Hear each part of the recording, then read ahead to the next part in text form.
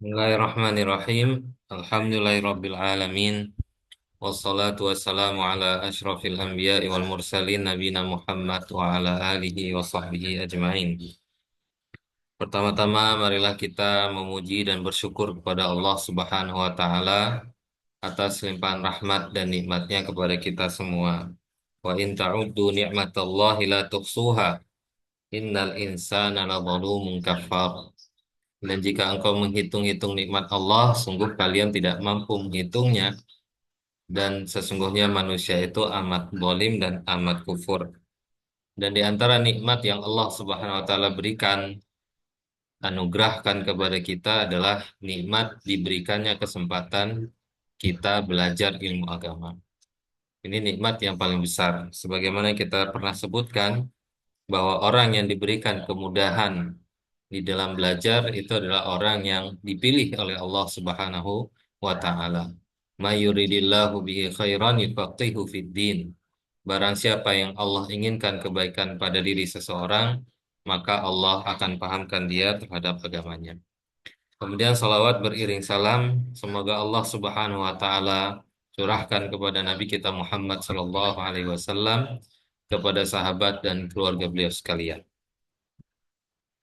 Tema kajian kita pada malam hari ini adalah eh, keutamaan 10 awal bulan Dzulhijjah dan fiqhul udhiyah, yaitu fikih ibadah kurban.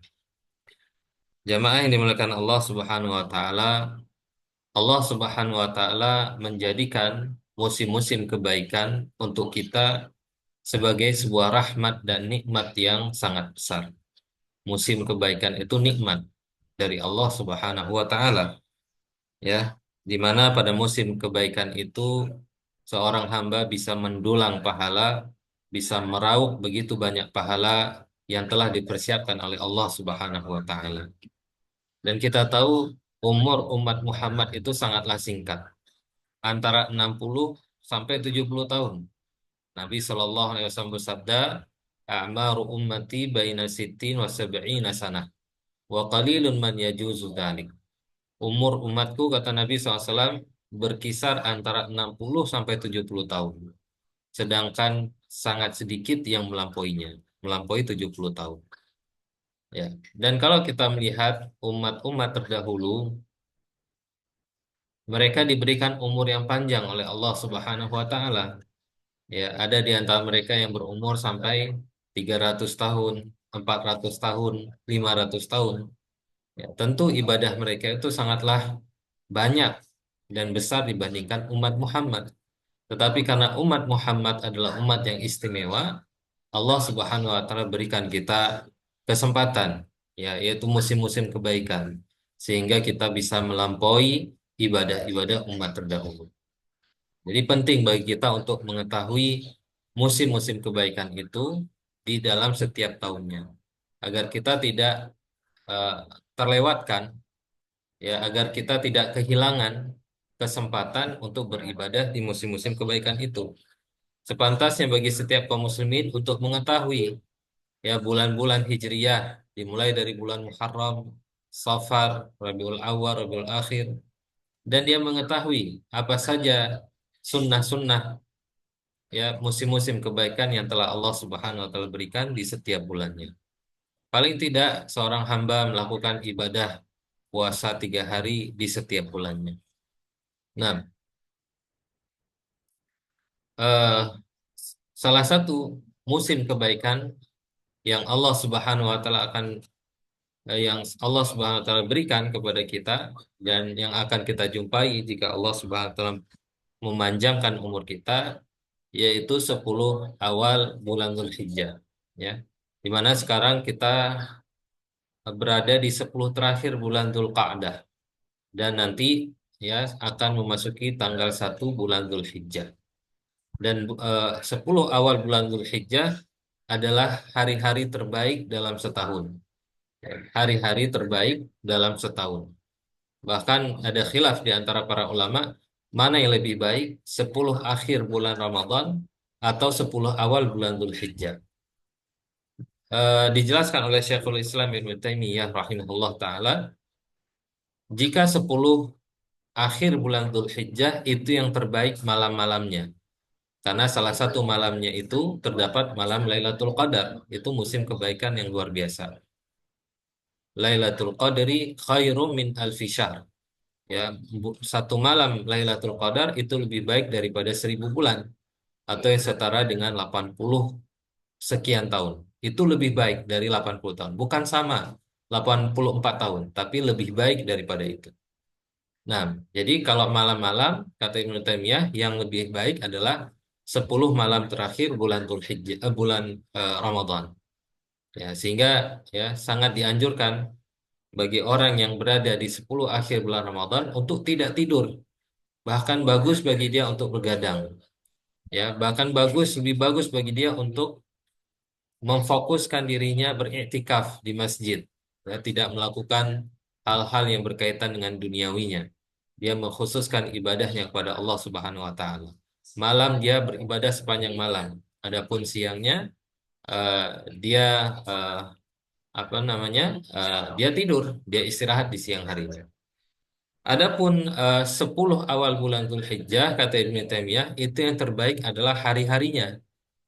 Hari-harinya itu yang paling baik.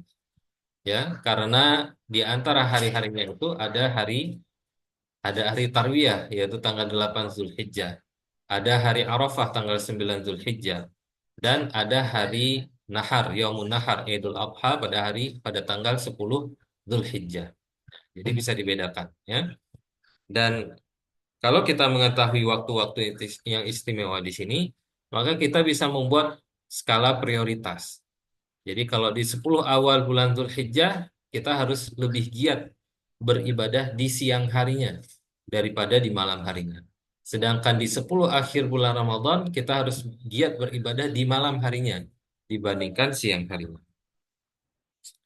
Baik, jamaah yang dimuliakan Allah Subhanahu wa taala, Allah Subhanahu wa taala menyebutkan keutamaan di dalam keutamaan 10 awal bulan Zulhijjah di dalam surat Al-Fajr di juz 30. Allah Subhanahu wa taala berfirman, "Wal fajri walayalin ashrin." Demi fajar kata Allah, Allah bersumpah dengan waktu subuh dan demi 10 awal bulan Zulhijjah. Ya. Para ulama menyebutkan bahwasanya tidaklah Allah Subhanahu wa taala bersumpah dengan sesuatu kecuali dia itu memiliki keistimewaan, kecuali dia itu memiliki manfaat yang sangat besar dan keberkatan di sisi Allah Subhanahu wa taala. Ketika Allah Subhanahu wa taala bersumpah dengan matahari, wasyamsi wa duhaha. Allah bersumpah dengan malam, wal laili idza yaghsha. Allah bersumpah dengan waktu, wal asri. Ini menunjukkan semua itu memiliki keistimewaan dan keberkatan dari sisi Allah Subhanahu wa taala. Di dalam surat Al-Fajr Allah bersumpah dengan waktu subuh dan Allah bersumpah dengan 10 awal bulan Dzulhijjah. Nah, ini menunjukkan bahwa 10 awal bulan Zulhijjah itu adalah hari-hari yang istimewa di sisi Allah Subhanahu wa taala.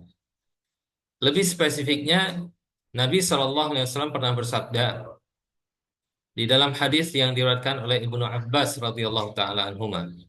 Nabi SAW mengatakan, "Ma min ayyamin al-amalu salihu fiha ahabbu ilallah min hadil ayyam." Yakni ayyam al-ashr. Kata Nabi SAW, tidak ada hari di mana amalan soleh pada hari-hari itu lebih Allah cintai daripada hari-hari ini, yaitu 10 awal bulan Dzulhijjah. Ya, maksudnya tidak ada amalan yang kita lakukan yang paling Allah cintai ya melebihi amalan yang kita lakukan di 10 awal bulan Dzulhijjah. Walaupun kita melakukan ibadah yang sama, kita misalnya melakukan sholat duha 2 rakaat di 10 awal bulan Dzulhijjah. Itu lebih utama daripada sholat duha yang kita lakukan di luar 10 awal bulan Dzulhijjah. Kita berpuasa sunnah di 10 awal bulan Dzulhijjah. Ya, itu lebih Allah cintai daripada kita melakukan puasa sunnah di luar 10 awal bulan Dzulhijjah. Nah, itu maksud sabda Nabi SAW. Tidak ada amalan soleh yang dilakukan oleh seorang hamba yang lebih Allah cintai ya daripada amalan soleh yang dilakukan pada 10 awal bulan Dzulhijjah. Sampai-sampai para sahabat bertanya, "Qalu ya Rasulullah."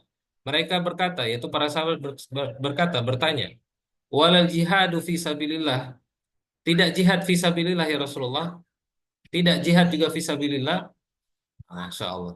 Ya, kenapa ditanya tidak jihad? Karena ya yang diketahui oleh para sahabat, jihad itu adalah ibadah yang paling besar, di mana seseorang ya mengorbankan jiwa raganya, meninggalkan istrinya, meninggalkan anaknya, meninggalkan kampung halamannya demi membela agama Allah Subhanahu wa taala. Tentu jihad di dalam pikiran sahabat itu adalah amalan yang paling mulia. Tetapi apa kata Nabi SAW? Walal jihadu fisabilillah. Jihad pun tidak bisa menandingi ibadah yang dilakukan pada 10 awal bulan Dzulhijjah. Masya Allah. Ya, jihad pun kalah, kata Nabi SAW. Illa, kecuali kata Nabi, rajulun kharaja binafsihi wa mali. Yaitu seorang yang keluar dengan jiwanya, dengan raganya. Dan dia juga keluar membawa hartanya. Falam yarji min dzalika bi syai'. Dan dia tidak kembali sedikit pun dari itu semua. Jadi baru sebanding kalau dia keluar ke medan perang, dia mati terbunuh di medan perang dan hartanya habis di medan perang. Itu baru sebanding ya dengan amalan yang dilakukan pada 10 awal bulan Dzulhijjah. Maka sangat merugi sekali bagi orang yang sudah mengetahui fadilah keutamaan 10 awal bulan Dzulhijjah ini, kemudian dia menyia-nyiakannya. Dia tidak menggunakan kesempatan yang telah Allah Subhanahu wa taala berikan ini untuk mendulang pahala dari sisi Allah Subhanahu wa taala. Padahal Allah sudah berikan dia kesempatan. Ya, makanya jangan ya sangat merugi sekali orang yang tidak mendalami ilmu agama, yang tidak mengetahui fadilah-fadilah yang telah Allah Subhanahu wa taala berikan, umurnya terus berlalu dan pahalanya sedikit, perbekalannya sedikit yang akan dia bawa untuk menghadap Allah Subhanahu wa taala nanti. Nah, kemudian perlu juga diketahui bahwasanya keistimewaan 10 awal bulan Zulhijjah ini itu akan menjadikan ya pahala yang kita lakukan itu dilipat gandakan. Karena keistimewaan 10 awal bulan Dzulhijjah, maka amalan yang kita lakukan itu akan dilipat gandakan pahalanya. Dan begitu juga sebaliknya, orang yang melakukan dosa, orang yang melakukan perbuatan maksiat di 10 awal bulan Dzulhijjah juga akan dilipat gandakan dosanya oleh Allah Subhanahu wa taala. Karena ini adalah hari-hari yang Allah cintai, yang sepatutnya kita muliakan dengan melakukan ibadah-ibadah yang eh, yang Allah cintai. Tetapi kalau kita ya menyia-nyiakannya atau bahkan melecehkannya, ya menghinakan, maka dosa yang akan dibalas oleh Allah Subhanahu wa taala pun akan berlipat ganda. Nah, lalu amalan-amalan apa yang disunnahkan untuk dilakukan pada 10 awal bulan Dzulhijjah? Nah, amalan-amalan apa yang dilakukan pada 10 awal bulan Dzulhijjah? Tentu amalan yang pertama adalah amalan yang paling besar, yaitu amalan ibadah haji dan umrah. Ya, ibadah haji dan umrah itu dilakukan mulai dari tanggal 8 Dzulhijjah, kemudian tanggal 9, tanggal 10, diikuti tanggal 11, 12, 13. Jadi intinya itu tanggal 9 Zulhijjah. Karena pada tanggal 9 itu adalah hari Arafah. Nah, ini amalan yang paling besar yang Allah syariatkan di 10 awal bulan Zulhijjah.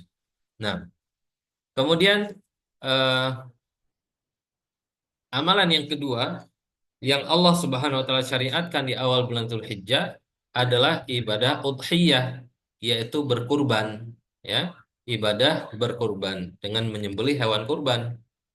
Kemudian ibadah berikutnya yang kita lakukan yaitu ibadah puasa yang bisa dilakukan dari tanggal 1 Zulhijjah sampai dengan tanggal 9 Zulhijjah. Hanya 9 hari yang disyariatkan, yang dianjurkan. Adapun tanggal 10 itu adalah hari Idul Adha, di mana seorang diharamkan berpuasa pada hari Idul Adha.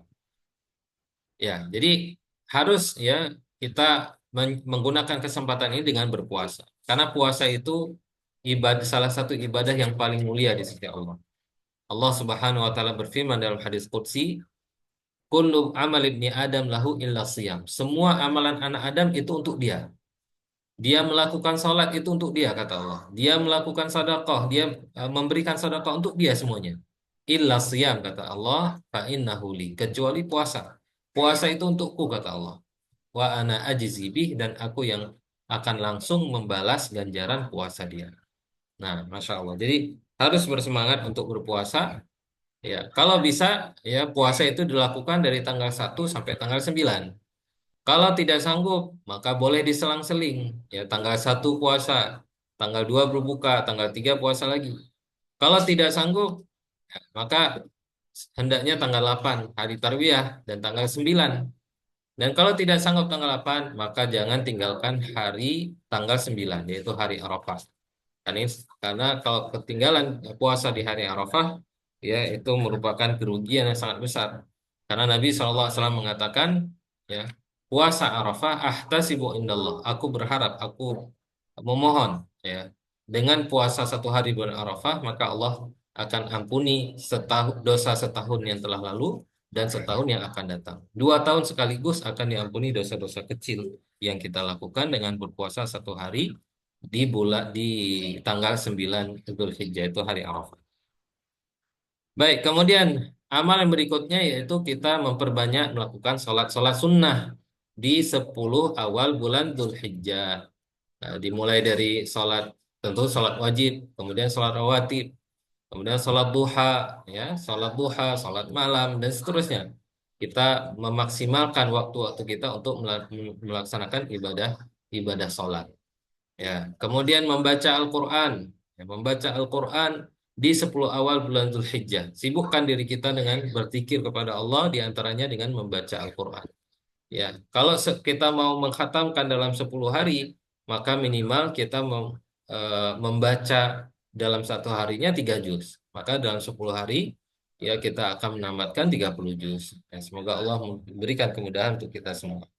Kemudian bersedekah, ya. Ibadah berikutnya bersedekah, ya. Kemudian ibadah berikutnya berdoa, ya. Kemudian ibadah berikutnya yaitu memperbanyak takbir, tahlil, dan tahmid.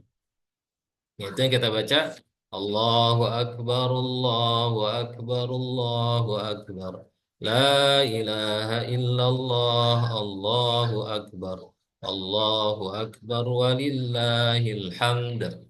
Nah, itu kita baca dari tanggal berapa? Dari tanggal 1 Zulhijjah.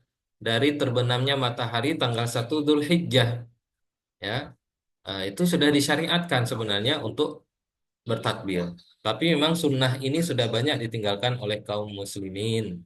Ya, di mana kaum muslimin hanya melantunkan takbir ini di hari raya Idul Adha saja. Padahal tidak, dimulai dari tanggal 1 sampai dengan tanggal 13 Zulhijjah, 13 hari. Jadi kapan saja kita sambil melakukan kegiatan kita, kita bertakbir, memperbanyak takbir. Karena ini takbir khusus yang disyariatkan pada waktu-waktu khusus seperti waktu ini, ya 10 awal bulan Zulhijjah. Nah, takbir ini tidak disyaratkan kalau dibaca di selain waktu yang telah disyaratkan ini. Ya, kita baca sekarang, ini kan belum masuk 1 Zulhijjah, maka tidak diperkenankan untuk kita baca. Ya, nanti ketika masuk waktu 1 Zulhijjah, masuk waktunya, perbanyaklah membaca takbir, tahmid, dan tahlil yang sering kita bacakan pada saat hari Lebaran. Ya, sambil kita menyapu, sambil cuci piring, sambil berkegiatan yang lain, kita melantunkannya. Ya, adapun untuk perempuan tidak disyariatkan atau tidak diperkenankan untuk mengangkat suara. Kalau laki-laki boleh. Nah, ini salah satu zikir yang boleh untuk dibaca dengan suara yang keras.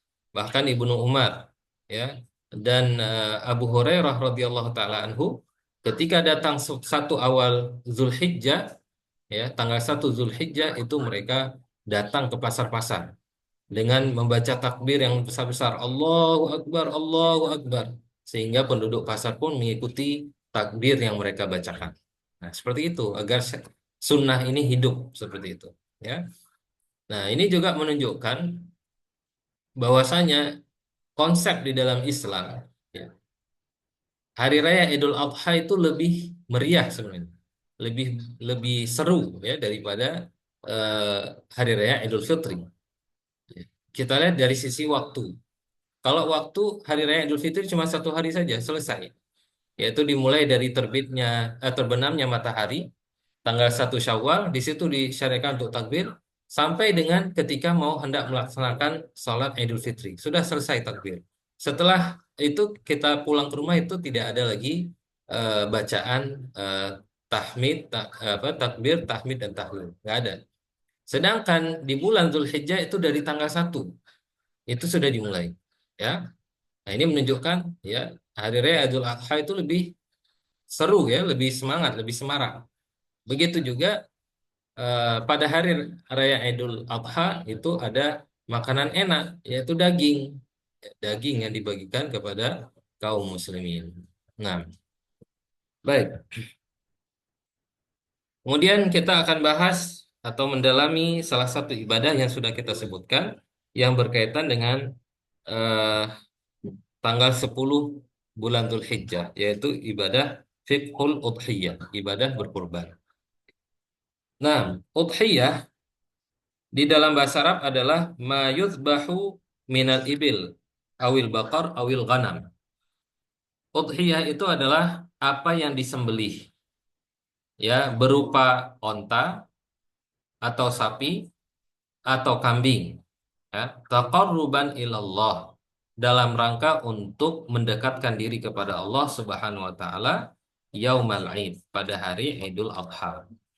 Ya, saya ulangi definisi ibadah kurban yaitu apa yang disembelih berupa onta atau sapi atau kambing dalam rangka untuk mendekatkan diri kepada Allah Subhanahu wa taala pada eh, hari Idul Adha. Baik.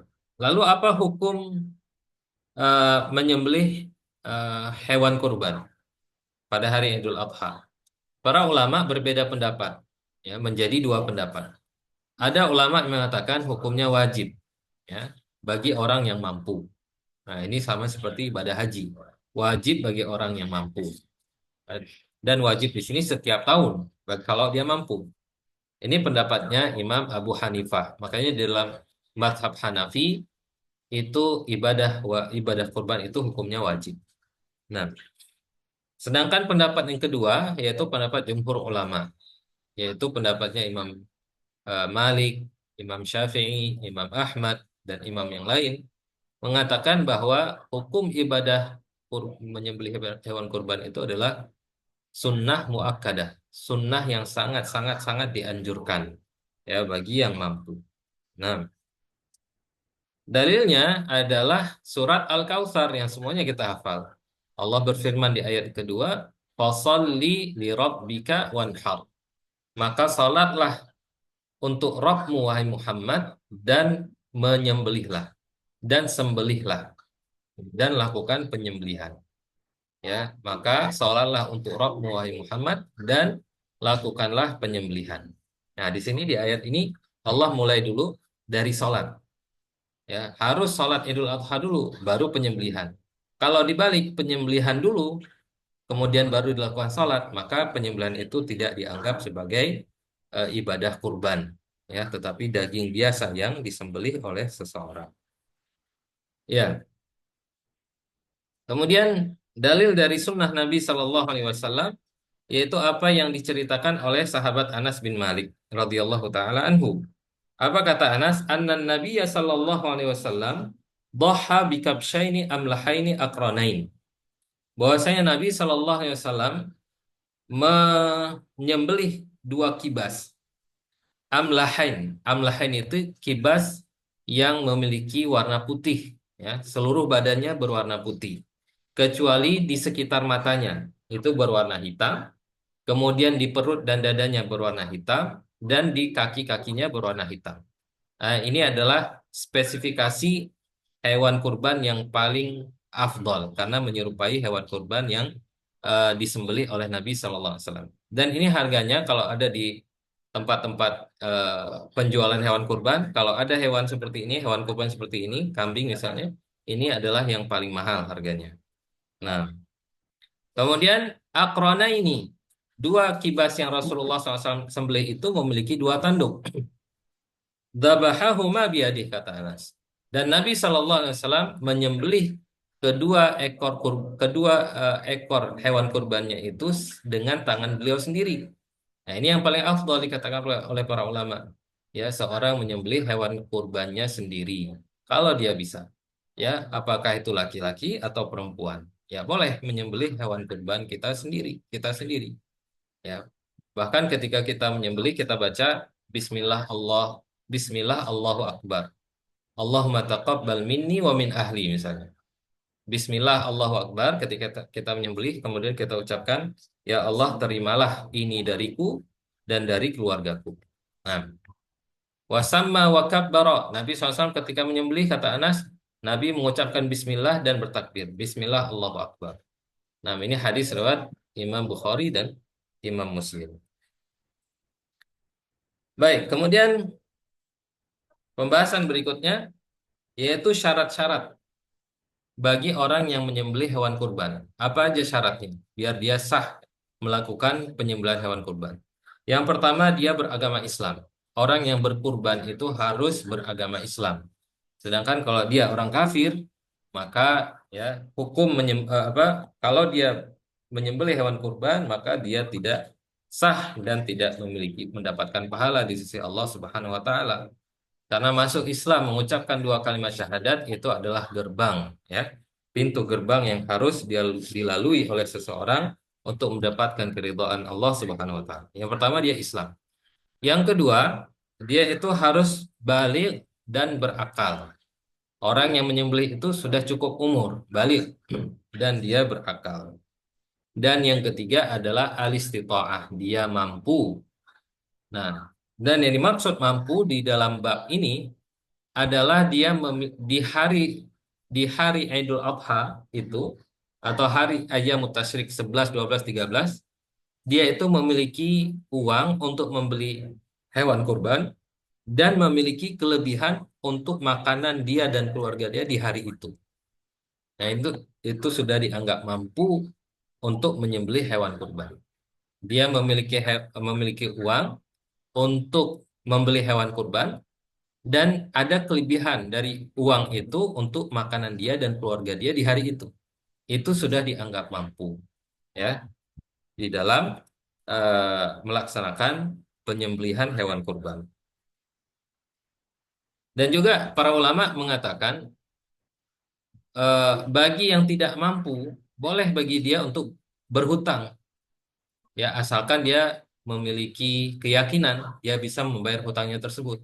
Dia nggak mampu di hari itu, misalnya gaji dia belum keluar, apalagi misalnya Lebaran ini kemungkinan tanggal 6, misalnya gajinya belum ada, maka dia boleh berhutang dulu, ya, berhutang untuk beli hewan kurban, kemudian setelah setelah gajinya eh, cair, maka dia mengembalikan apa yang telah dia eh, apa apa yang telah dia berhutang untuk membeli hewan kurban. Jadi dibolehkan sampai sebegitunya, ya, sampai sebegitunya syariat memberikan kelonggaran agar seseorang itu ya tergerak untuk melakukan penyembelihan ibadah kurban. Baik, kemudian pembahasan berikutnya hewan apa saja yang boleh dijadikan untuk hewan kurban. Nah, la tasihul udhiyah illa an takuna minal ibil. Hewan kurban itu tidak sah kecuali yang pertama onta, kemudian al-baqar, sapi, lembu, ya, beserta kawan-kawannya, sapi, lembu, kerbau, ya sapi lembu itu sama, ya. Kerbau, lemo, lemo Bali, lemo Gampung, itu semua. Kemudian yang ketiga al-ghanam, ya, kambing beserta saudara-saudaranya, kibas, domba, itu semua ya bisa dijadikan sebagai hewan kurban. Dan tidak sah kalau melakukan penyembelihan hewan kurban dengan menggunakan selain dari tiga hewan ini. Apakah dengan kambing, apakah dengan kuda, apalagi ayam, bebek, itu tidak, ya tidak sah. Walaupun sebagian ulama mengatakan boleh, ya, tapi itu pendapatnya marjuh, pendapatnya tidak kuat, pendapatnya tidak kuat, tidak diterima, ya. Dalilnya apa? Tiga hewan yang tiga hewan sudah kita sebutkan ini adalah firman Allah di dalam surat Al-Hajj ayat 34. Allah Subhanahu wa taala mengatakan, liyadhkurusmallahi ala ma razaqahum min bahimatil an'am. Agar mereka mengingat nama Allah terhadap apa yang telah Allah berikan rizki kepada mereka dari binatang-binatang ternak. Bahimatul an'am dalam bahasa Arab itu cuma dikenal tiga hewan ternak, yaitu kambing, apa tadi, onta, sapi, dan kambing. Enggak termasuk ayam, enggak termasuk bebek. Baik, dan begitu juga tidak pernah diriwayatkan dari Nabi SAW dan para sahabat yang menyembelih hewan kurban selain dari tiga jenis ini. Enggak ada riwayatnya. Ada sahabat yang menyembelih bebek, enggak ada. Ya, semua riwayat yang menyatakan penyembelihan hewan kurban itu hanya dari tiga kambing, tiga jenis hewan ini. Wa tujzi usyatu fil udhiyah anil wahid wa ahli baiti. Dan satu kambing, ya, itu bisa untuk satu orang dan satu keluarganya. Ini berdasarkan hadis Abu Ayyub radhiyallahu taala anhu, hadis yang diriwayatkan oleh Ibnu Majah, Imam At-Tirmidzi, dan disahihkan oleh Syekh Al-Albani. Ya, kata Abu Ayyub, kana rajul fi ahdi Rasulillah sallallahu alaihi wasallam. Dahulu seorang laki-laki di zaman Nabi sallallahu alaihi wasallam yudhahi bisyah, menyembelih satu kambing, anhu wa an ahli baiti, untuk dia dan untuk keluarganya. Untuk dia dan untuk keluarganya. Fayakulun wa yut'imun. Dia makan dan dia berikan kepada orang lain. Nah, jadi satu kambing bisa untuk satu keluarga dan eh, sa- untuk dia dan satu keluarganya. Boleh. Nah, wa yajuzu tadhiyah bil ba'ir wal baqarah al wahidah an sab'ah. Dan boleh juga menyembelih satu ekor onta atau satu ekor sapi untuk 7 orang. Nah, 7 orang ini bukan, misalnya bukan keluarga, ya, bukan keluarga, tetapi mereka mau patungan. Maka boleh mereka patungan dalam satu onta atau satu sapi untuk 7 orang, untuk 7 orang.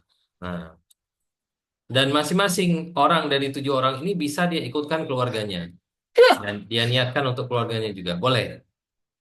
Ini kan 7 orang ini kan bukan kerabat, bukan keluarga, ya. Masing-masing dia keluarkan sendiri misalnya. Boleh, dan setiap orang dia ikutkan keluarganya juga dibolehkan. Nah, ini berdasarkan hadis Jabir radhiyallahu taala anhu qala. Jabir mengatakan naharna ma'a Rasulillah sallallahu alaihi wasallam amal Hudaybiyah al-badanata an sab'ah wal baqarata an sab'ah. Kata Jabir, kami menyembelih hewan kurban bersama Nabi SAW pada tahun Hudaybiyah. Satu ekor onta, kata Jabir, untuk 7 orang, dan satu ekor sapi juga untuk 7 orang. Baik, sekarang poin berikutnya, yaitu syarat-syarat, ya, yang harus ada pada hewan kurban. Sehingga hewan kurban itu sah untuk disembelih. Ya. Syarat-syarat yang harus ada pada hewan kurban. Kalau tadi sebelumnya syarat-syarat yang harus ada pada orang yang ingin menyembelih hewan kurban. Kalau ini syarat-syarat hewan kurban yang sah dijadikan udhiyah. Syarat yang pertama itu umur. Cukup umur. Nah, untuk onta umurnya harus 5 tahun. Ya, sudah sempurna 5 tahun. Ya, berarti sudah jalan tahun ke-6, ya. Untuk sapi sudah sempurna 2 tahun. Untuk kambing telah sempurna 1 tahun. Untuk domba atau bahasa kita biri-biri itu 6 bulan. Nah, setengah tahun. Itu sudah bisa dijadikan untuk hewan kurban. Nah, itu syarat yang pertama, itu cukup umur. Syarat yang kedua harus selamat dari cacat dan aib. Nah, harus selamat, tidak boleh ada cacat dan aib. Ya. Nabi Shallallahu Alaihi Wasallam bersabda dari hadis dari sahabat Barra bin Azib radhiyallahu anin Nabi Shallallahu Alaihi Wasallam qala, Nabi SAW bersabda, Arba'un la tujzi'u fil adahi. Ada kata Nabi, ada 4 aib yang tidak sah jika ada pada hewan kurban. Yang pertama al-aura al-bayyin auruha, yaitu binatang yang juling atau yang picik, yang matanya buta sebelah, yang sangat kelihatan jelas. Jelas sekali. Kalau kita lihat dari kejauhan pun kelihatan matanya itu nggak beres. Ya. Maka ini tidak sah dijadikan untuk hewan kurban. Yang kedua, wal maridatu al bayyin maraduha. Aib yang kedua yaitu hewan kurban yang sakit, yang sangat kelihatan jelas dia itu sakit. Sakit dia. Itu nggak boleh. Ya. Berarti kalau sekarang seperti PMK, ya, penyakit mulut dan kuku yang ada pada hewan, nah itu tidak boleh dijadikan untuk hewan kurban sampai dia sembuh. Kemudian ayat yang ketiga wal arja al bayyin arjuha, yaitu pincang yang sangat kentara sekali, sangat terlihat sekali kepincangannya, ya. Dan yang keempat wal ajfa allati la tunqi, ya, wal ajfa yaitu hewan kurban yang sangat kurus, la allati la tunqi. Kata para ulama la allati la tunqi la mukhalaha lihazaliha, yaitu yang enggak ada sumsumnya, ya, sampai sumsumnya pun enggak ada saking kurusnya. Ini enggak, ya, enggak layak, enggak sah dijadikan sebagai hewan hewan kurban. Jadilah jadi bagi seorang yang ingin memilih hewan kurban, yaitu hewan kurban yang kalau dia lihat dia senang, ya, itu yang eh, sepantasnya dia berikan atau yang dia sembelih. Nah, kemudian waktu menyembelih hewan kurban. Poin berikutnya. Yabtadi waktuha min ba'di sholatil Id liman shallaha. Mulai waktu menyembelih hewan kurban yaitu setelah melaksanakan sholat Idul Adha. Setelah melakukan sholat Idul Idul Adha. Ya. Ini berdasarkan hadis dari sahabat Barra bin Azib radhiyallahu an. Nabi SAW bersabda, "Man shalla salatana wa nasaka nusukana faqad asaban nusuk." Barang siapa yang salat seperti salat kami dan menyembelih seperti sembelihan kami, maka sembelihannya itu telah benar, kata Nabi. Wa man dzabaha qabla ayyusalliya, dan barang siapa yang menyembelih sebelum salat, dia menyembelih sebelum salat Idul Adha, fal yu'id makanaha ukhra, maka dia harus mengganti dengan hewan kurban yang lain. Artinya nggak sah. Dia harus nanti ganti disembelih setelah salat Idul Adha. Baik. Terus itu mulainya. Terus sampai kapan berakhirnya? Sampai terbenamnya matahari tanggal 13 Zulhijjah. Jadi ada 4 hari untuk menyembelih hewan kurban. Tanggal 10 Zulhijjah, setelah sholat Idul Adha, tanggal 11, tanggal 12, tanggal 13. 4 hari waktunya untuk melakukan ibadah penyembelihan hewan kurban. Masya Allah. Ya, kita lihat syariat kita memberikan kelapangan, ya, memberikan apa namanya, kemudahan.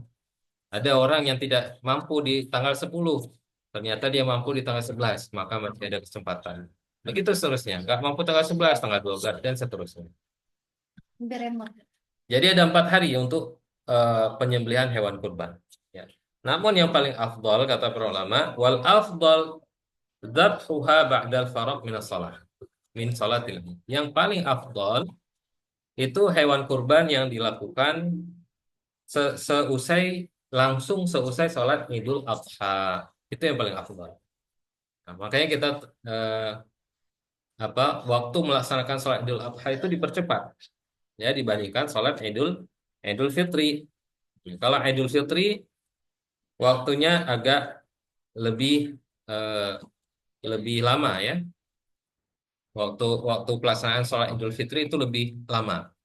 Kenapa lebih lama? Karena itu disyariatkan dulu sebelum orang pergi ke lapangan untuk sholat Idul Fitri.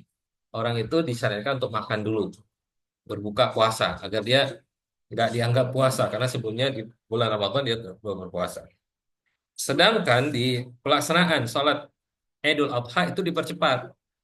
Nah, dan disunahkan sebelum berangkat tidak makan apa-apa.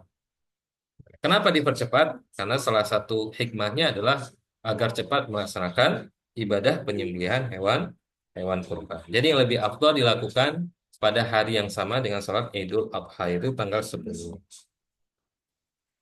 Baik, kemudian setelah hewan kurban itu didapatkan oleh orang yang melakukan penyembelihan hewan kurban, apa yang disunahkan bagi dia? Yusannu lil mudahi ayyakula min adhiyatihi, min udhiyatihi. Orang yang melakukan penyembelihan hewan kurban disunahkan untuk makan dari hewan sembelihannya tersebut. Dia berkurban, maka disunahkan dia untuk memakan hewan kurban dia tersebut. Disunahkan. Bahkan boleh dia meminta bagian mana yang dia mau. Dia mau kepala misalnya, dia mau bagian kaki depan atau kaki belakang, dibolehkan. Disunahkan. Kemudian wayahdi lil aqarib wal jiran wal asdiqah. Kemudian eh, setelah dia ambil bagian untuk dia makan bersama keluarganya, dia sisakan bagian itu untuk dia hadiahkan kepada kerabat-kerabatnya, kepada tetangganya, kepada kawan-kawannya. Wa yatasaddaq anil fuqara, dia berikan sedekah untuk orang-orang miskin. Ya. Nah, Allah mengatakan fakulu minha wa at'imu wa at'imul ba'isal faqir. Allah Subhanahu wa taala katakan fakulu minha, makanlah kalian dari hewan kurban kalian dan berikan ya berikan juga kepada orang-orang yang fakir. Itu surat Al-Hajj ayat 28. Ya. Jadi kesimpulannya bagusnya kata para ulama istahab ayaj'alaha aslasan. Dibuat tiga tumpukan, tiga bagian dari hewan kurbannya. Sepertiga pertama itu untuk dia makan dan beserta keluarganya. Sepertiga kedua dia berikan kepada fakir miskin, terutama tetangganya. Dan sepertiga yang ketiga dia berikan hadiah. Hadiah ini untuk kawan-kawannya, nggak mesti orang miskin. Nah, ini dalam rangka untuk menyatukan hati kaum muslimin.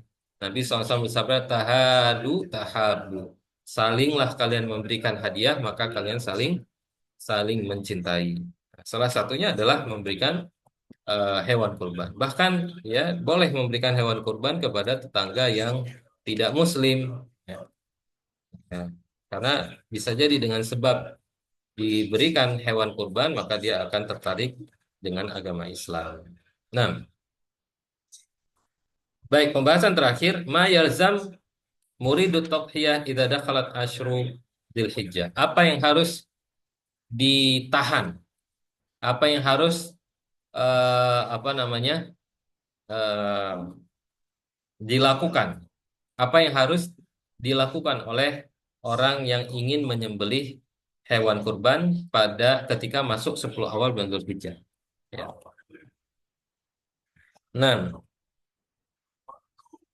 idza dakhalat asyru Dzulhijjah, apabila masuk 10 awal bulan Dzulhijjah, haruma alaman arada ayyudhhiya ayyakhudha min sya'ri. Haram bagi orang yang ingin yang sudah berniat melakukan penyembelihan penyembelihan hewan kurban untuk mengambil dari rambutnya, potong rambut, cabut rambut, au adfarihi syai'an atau dari kukunya. Ya, nggak boleh dia potong kuku. Ya, hatta yudhhiya sampai hewan kurbannya selesai disembelih. Ya. Ini berdasarkan hadis Ummu Salamah radhiyallahu anha, Nabi SAW mengatakan, "Idza dakhalal asyru," apabila telah masuk 10 awal bulan Dzulhijjah kata Nabi, "wa indahu udhiyah," dan dia sudah memiliki hewan kurban. Yuridu ayudhiyah, yang dia niatkan untuk menyembelih hewan kurban. Fala ya'khudanna sya'ran wala yuqallimna dhafran. Maka jangan sekali-kali dia mencabut, memotong rambutnya dan jangan pula memotong kukunya. Nggak boleh, haram hukumnya. Adapun ada juga sebagian ulama lain mengatakan makruh, ya ulama yang lain mengatakan makruh. Tapi sangat ya sangat dianjurkan atau bahkan jangan ya, jangan seseorang itu untuk mengambil sedikit pun. Dia sangat dianjurkan untuk menjaga dirinya ya dari mengambil rambutnya, kecuali memang darurat. Kecuali darurat, ada suatu misalnya kukunya udah udah sakit sekali masuk ke dalam daging misalnya, makanya dibolehkan. Dan bagi orang yang mampu ini, kalau dia sudah punya niat dan sudah punya hewan kurban, maka dia menjaga ya sebelum masuk tanggal 1 Zulhijjah dia udah bersih-bersih dulu. Karena kan panjang waktunya tuh sampai 10 hari, 9 hari. Biasanya kuku udah panjang. Nah, seperti itu. eh Kemudian pernah ditanyakan juga ke Syekh Saimin dan Syekh bin Bas, kalau seorang laki-laki dia ingin menyembelih untuk dia dan untuk keluarganya, apakah keluarganya juga ya dilarang untuk mengambil rambut, potong rambut dan memotong kuku, apa untuk dia saja? Ya, eh, kemudian dijawab oleh Syekh, ya yang dilarang itu adalah yang menyembelih, yang niat punya niat, dia sendiri yang ini, maka dia yang tidak boleh. Sedangkan keluarganya tetap dibolehkan. Nah, keluarganya tetap dibolehkan, walaupun niat si laki-laki menyembelih itu untuk dia dan keluarganya. Ya, baik. Di dalam hadis ini juga disebutkan kalau masuk 10 Zulhijjah dan orang itu sudah memiliki hewan kurban, maka di situ dia nggak boleh. Tapi kalau orang itu baru memiliki hewan kurban, baru sanggup dia beli hewan kurban di tanggal 7 Zulhijjah, maka dari tanggal 7 itu dia sudah menahan diri untuk tidak mengambil rambutnya dan memotong kukunya. Dari tanggal 7, bukan dari tanggal 1. Karena dia belum punya hewan kurban, walaupun sudah punya niat. Ya, di sini patokannya, ukurannya adalah ketika dia sudah memiliki hewan kurban yang dia niatkan untuk disembelih. Ya, kemudian adapun keutamaan menyembelih hewan kurban, kata Ibnul Arabi, laisa fi fadl udhiyah haditsun sahih. Ibnul Arabi di dalam kitabnya Aridhatul Ahwazi mengatakan tidak ada di dalam permasalahan keutamaan menyembelih hewan kurban hadis yang sahih. Nggak ada hadis sahih satupun yang berkaitan dengan keutamaan ibadah hewan kurban. Walaupun kita yakini ya, menyembelih hewan kurban itu salah satu ibadah yang besar di sisi Allah Subhanahu wa taala. Pahalanya besar di sisi Allah Subhanahu wa taala karena Allah sebutkan di dalam surat Al-Kautsar ya, dan Nabi SAW menyembelih. Tapi adapun hadis-hadis yang sering kita dengarkan itu hadisnya dhaif. Salah satu hadisnya itu yang sering kita dengarkan yaitu Nabi SAW katakan istafrihu dhahayakum fa innaha matayakum ala sirat. Pilihlah hewan kurban kalian yang kuat, yang sehat, yang besar, yang bagus karena dia akan menjadi kendaraan kalian di atas sirat, di atas jembatan Siratal Mustaqim. Ya, ini hadisnya dhaif. Ya walaupun banyak dikatakan oleh orang ya nanti ya, orang yang sudah menyembelih dia sudah punya kendaraan. Ya. Makanya berdasarkan hadis ini juga banyak orang yang tidak mau melakukan ibadah kurban tiap tahun. Karena dia kira saya sudah nyembelih berarti saya sudah punya. Kemudian saya sudah nyembelih untuk anak-anak saya sudah punya. Ya, kalau saya sembelih lagi, siapa nanti yang akan naik? Nah, dia terlalu pede, seakan-akan ibadah dia itu diterima. Dan juga kebetulan hadis ini juga dhaif, nggak ada. Ya, bukan seperti itu.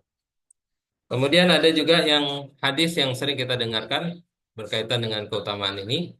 Banyaknya pahala orang yang menyembelih hewan kurban sebanyak bulu yang ada pada hewan kurban yang dia sembelih. Coba bayangkan kalau kita sembelih domba berapa juta bulu, maka sebanyak itu pula pahala orang yang akan didapatkan oleh orang yang menyembelih hewan kurban tersebut. Ini hadisnya dhaif, ya.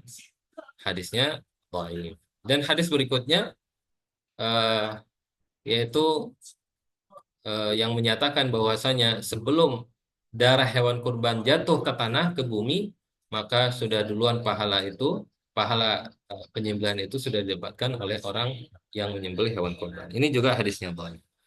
Baik, wallahu a'lam. Mungkin sampai di sini kajian kita pada malam hari ini. Semoga bermanfaat. Kita tutup dengan doa kafaratul majelis. Subhanakallahumma wa bihamdik. Asyhadu an la ilaha illa anta, astaghfiruka wa atubu ilaik. Nah. Jazakillah khairan.